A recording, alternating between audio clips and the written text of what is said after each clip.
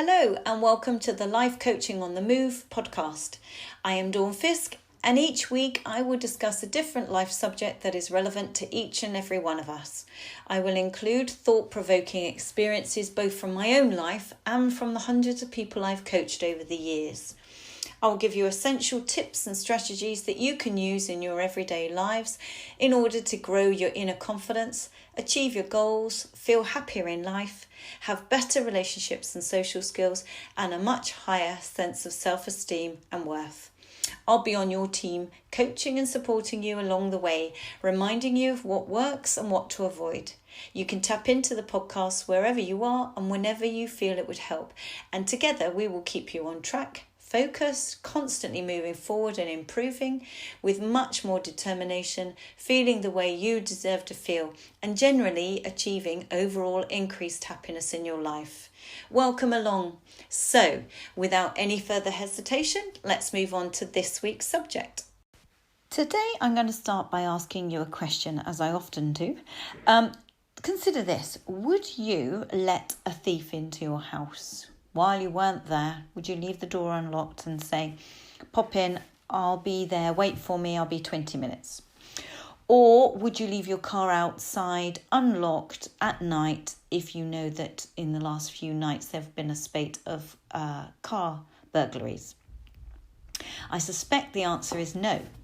The other question, of course, is similarly, would you allow somebody to knock on the door wearing massive, great big mud-caked Wellingtons? Would you invite them in with their wellies on, or would you politely ask them outside, please could you take your wellies off before you come in? I suspect, again, that's no.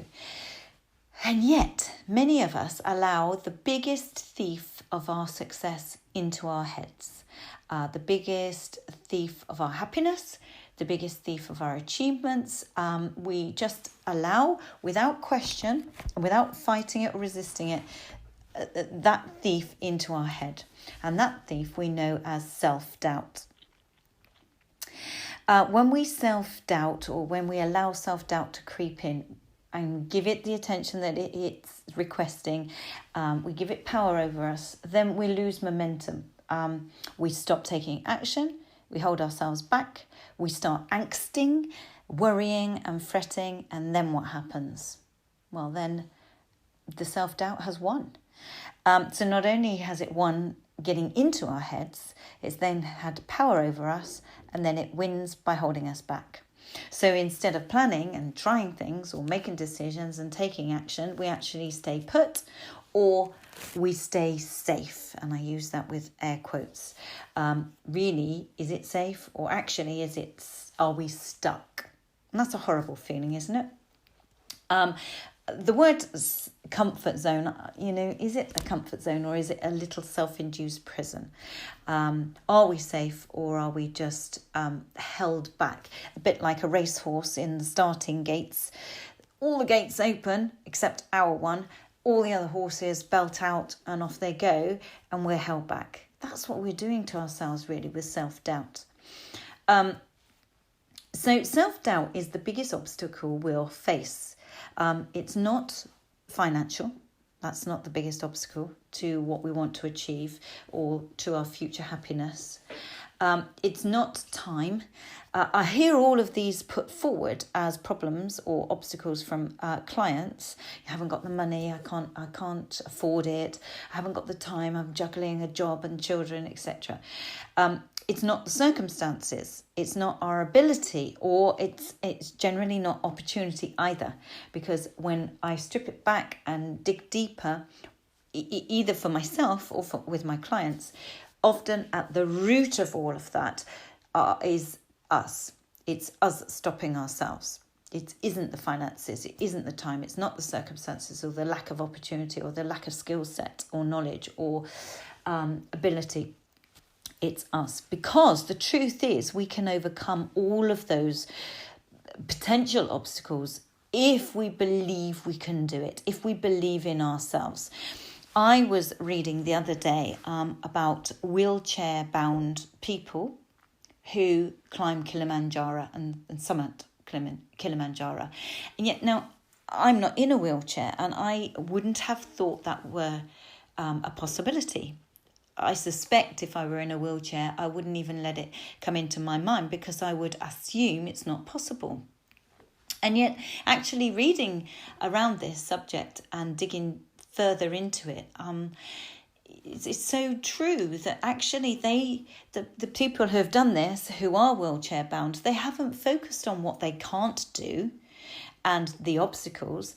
They have focused on what they really, really want to do, their goal, the motivation, and then they've worked back from that. Okay, that's what I want to do. How do I make that happen? What do I need to put into place? What steps and actions and plans do I need to pull together in order to make that a reality? They don't focus on their obstacles. They focus on getting ways around them. So when that voice kicks in, feeding us the self-doubt, the worries, we need to do something about it. Now, first, as a coach, I am not going to say to you, stop worrying. I am not going to say, stop thinking like that, because I know as a coach that the minute I tell somebody to not think about that or not worry, that's going to be the first thing they'll do, because our subconscious brain, and that's the one that's in charge here, our subconscious, as always, profoundly powerful, doesn't understand don't. So if I said to you now, do not picture, now this is going to sort the age group out of the audience, do not picture in your mind Margaret Thatcher standing outside 10 Downing Street with her handbag in one hand, waving to the media in front of her with the other. Now, the first thing, if you're the age that you know who Margaret Thatcher is, the first thing you'll see is Margaret Thatcher standing outside 10 Downing Street. Similarly, if I were to say to you now, do not, under any circumstances, picture a pink cartoon elephant cycling on a blue shiny new bike, blowing a trumpet with streamers attached to the trumpet. That's the first thing you see in your mind, because you have to do it in order not to do it. So I know that if I said to you, don't worry, don't let that self-doubt crop in. It absolutely will. That's perfectly normal. I've done this with clients where I might sit with a client and say, okay, for the next 2 or 3 minutes, I'm going to sit here in quiet, and I'm just going to time, and I want you to think about anything other than, I do not want you to think about a polar bear in a zoo enclosure standing on a rock edge, on a rock part of their enclosure. I do not want you to think about that. However, I want you to think about anything else. However, if you do happen to think briefly about that polar bear, and it pops into your mind, I just want you to tally it down on this piece of paper here, and then go back to thinking about whatever you were thinking about before. And again, should you happen to think about that polar bear again, just tally it down. So anytime it pops into your brain, just mark on this piece of paper. But we're going to sit for 3 minutes in silence and think about anything else that you can think about. Don't think about the polar bear. And I know that after those 3 minutes, there will be numerous tallies on that piece of paper, because we have to think about it in order not to think about it. So we will keep thinking, mustn't think about the polar bear. And there we are. There it is. It's in our mind. We see that visual picture, that very vivid picture of the polar bear in the enclosure. So my key takeaway for you is not to try not to think about it. That will not work. So what you do when those thoughts come up into your mind, when you get self-doubt, the what ifs really, but what if I can't do it? What if I'm rubbish? What if I fail this interview? What if the date goes badly and they're not interested in me? What if I forget my lines, or I'm rubbish, or I can't, I won't win the race, or if I speak up, people will judge me. All those what ifs that start creeping in, and they start to take space up in your mind, and you give them the attention that they're trying to get, and you give them the mind space and the energy, then they've won. And before you know it, your confidence is dropping, your happiness is dropping, and your likelihood of achieving that is severely declining. However, if instead you those thoughts pop into your mind, as they will, all you have to do instead is acknowledge it. Just call it out, because just notice it. Oh, there we go. There was a self-doubting thought. And then just let it go. Don't fight them. Don't try and resist them. Don't try and prevent them from coming in. Just when they come in, just call them out and just acknowledge and label them. Just name them.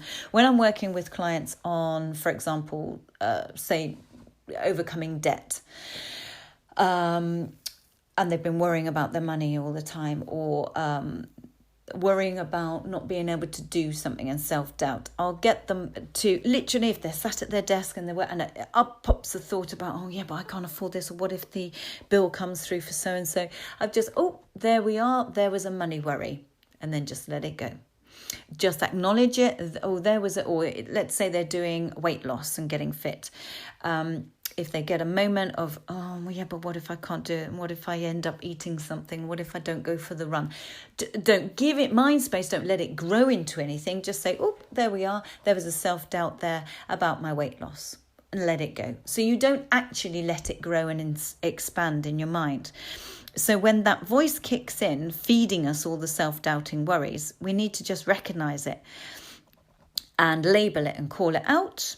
Acknowledge it's there, and then leave it, let it go.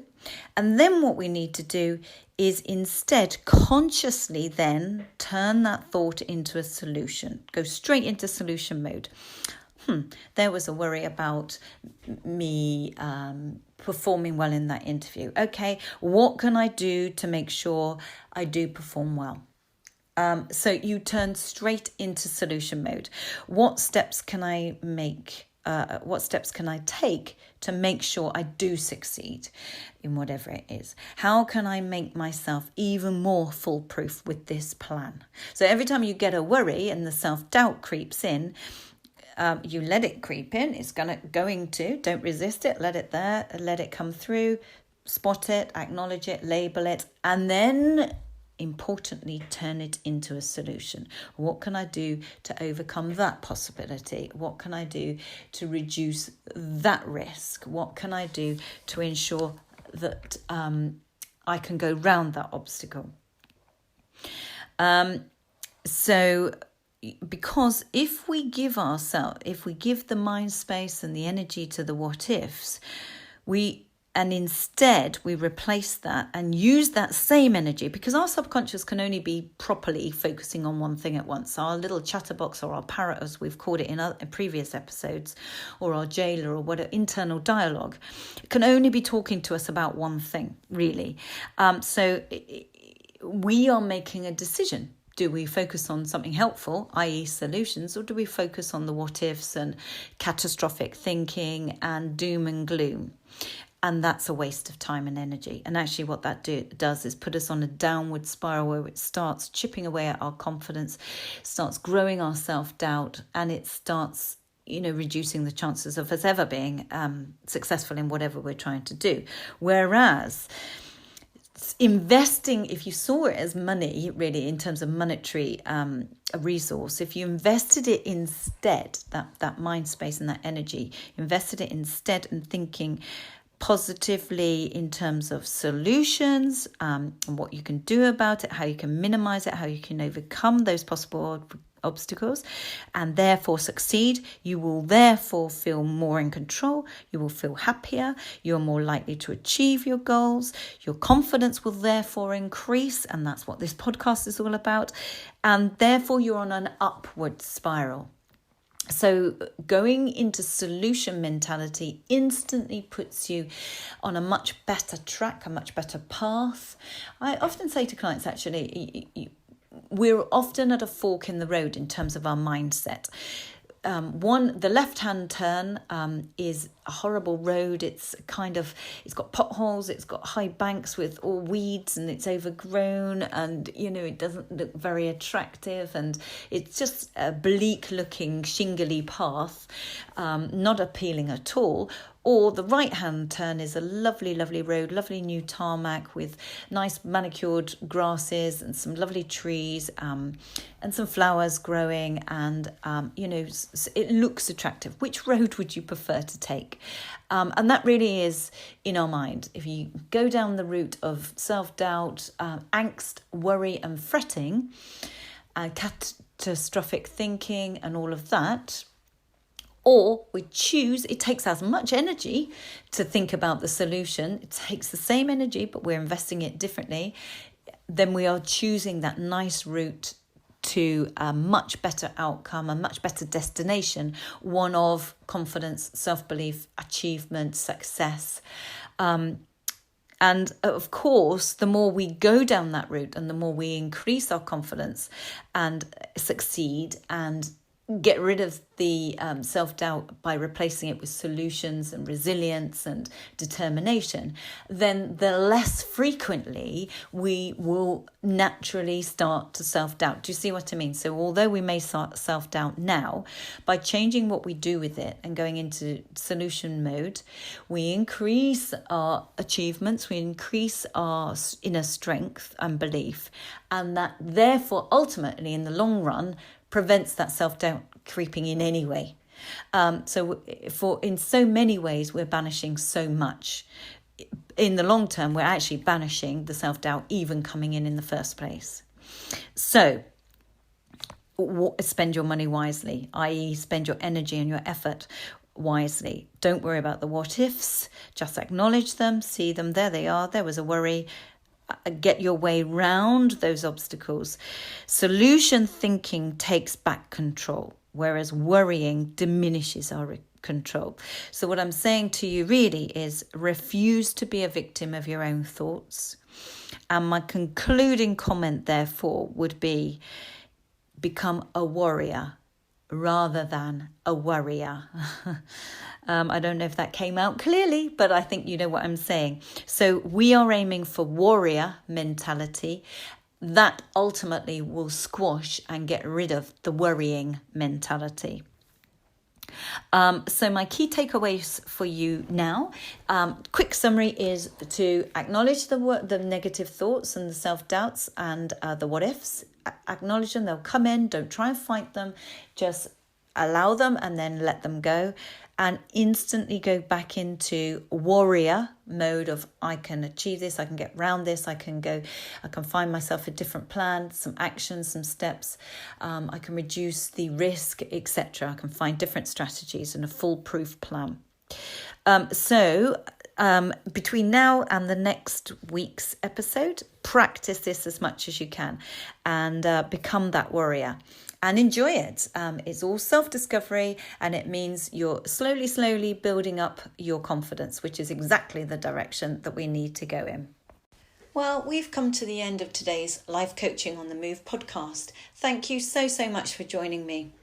If you found today's content helpful, then please rate and review the podcast. Just take a few seconds to write a review, because that increases the chances of other people finding and subscribing too.